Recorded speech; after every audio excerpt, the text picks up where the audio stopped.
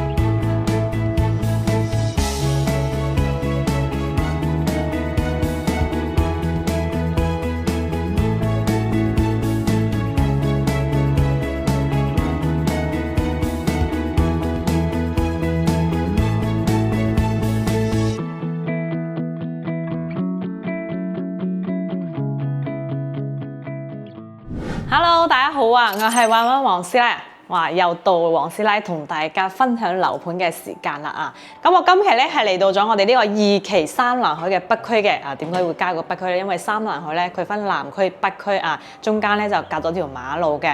南區咧就棟數多啲，北區咧就棟數少啲嘅。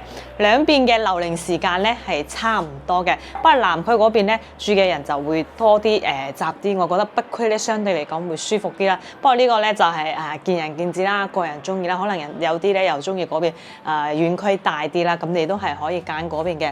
兩邊咧價錢咧都係差唔多嘅，咁。大家都知道十領銀灘二期山南海目前嚟講咧係性價比最高嘅一期啦啊！咁今期想同大家分享嘅呢套咧係一個78平方嘅細3房單位嚟嘅，業主咧保養得唔錯啊，基本咧係可以做到拎包入住噶啦，而且咧個景咧都OK 嘅啊，可以望到我哋呢個田園咧，同埋呢個山景嘅，仲可以望到我哋呢個半海雲山嘅湖啊！人哋嗰度買大平層，買8-9千一平方，望出去同你呢度望都差唔多㗎。可能相機咧展示得啦冇咁靚仔，咁你一定咧要親自嚟現場睇一睇咧，感覺咧先係唔一樣嘅。咁我哋呢個位置咧都係屬於高樓層嘅一個位置啦，朝向咧係屬於西北嘅一個朝向嚟嘅啊。咁我哋呢座嘅位置咧離我哋呢個小區出入口咧都係非常之近嘅。咁樣可能依家見唔到啦，不過呢個小區咧就係幾座樓嘅，佢就唔係好大。嗱，佢依家咧呢個業主應該有小朋友啦，所以裝咗呢個防護網，不過都基本冇用噶啦。你睇一搣咧佢就碎咗噶啦啊！你如果係屋企冇太細小朋友，你可以拆咗佢啦啊！拆咗佢咧望出去嘅感覺咧都會舒服啲嘅。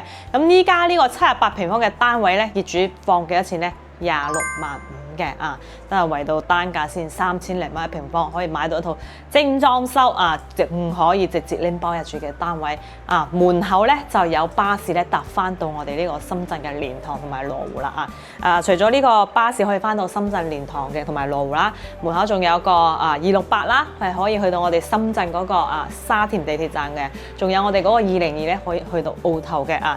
咁我哋60歲以上咧，你就可以免費坐噶啦啊！而且我哋呢個小區門口咧，仲有個齋菜館啊！嗰日同啲個客戶去食咗都唔錯嘅，28蚊一位。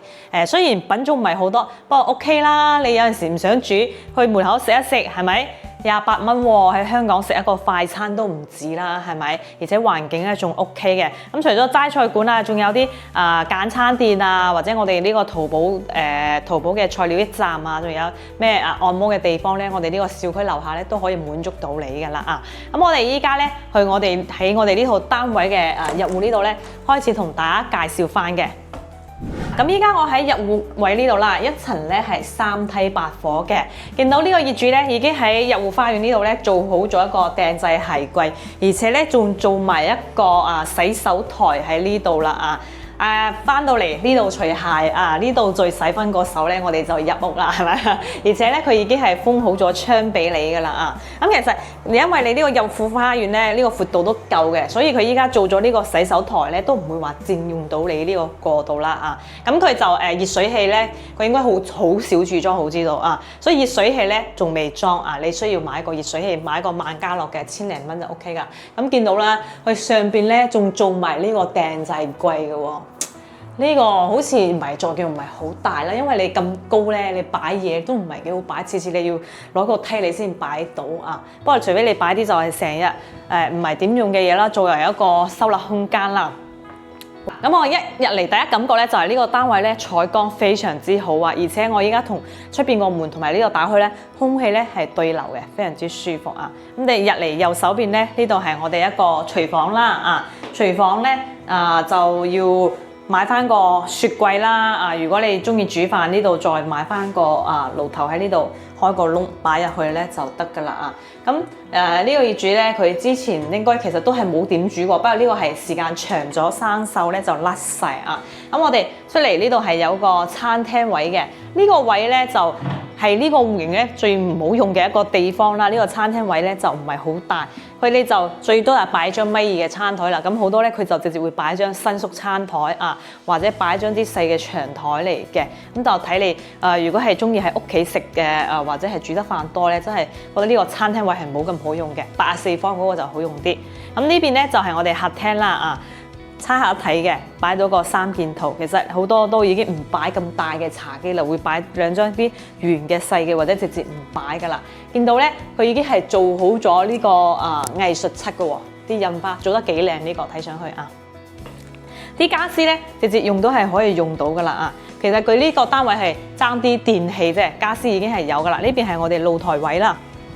露台呢邊咧，到時就擺一部洗衣機啊！嗰邊咧係我哋一個落水位嚟嘅。見到佢露台咧都冇話有甩皮嘅情況出現啦，因為好多單位咧就係露台嗰度咧會好嚴重嘅一個甩皮情況啦。嗱，嚟翻我哋呢間細房啊，房間佢都係一樣油好咗呢個藝術漆嘅。呢間細房佢就擠咗張米二床啊。到時呢個位咧，我哋可以擺翻個矮櫃啦，或者係書台喺呢度。房間咧就係木地板嚟嘅。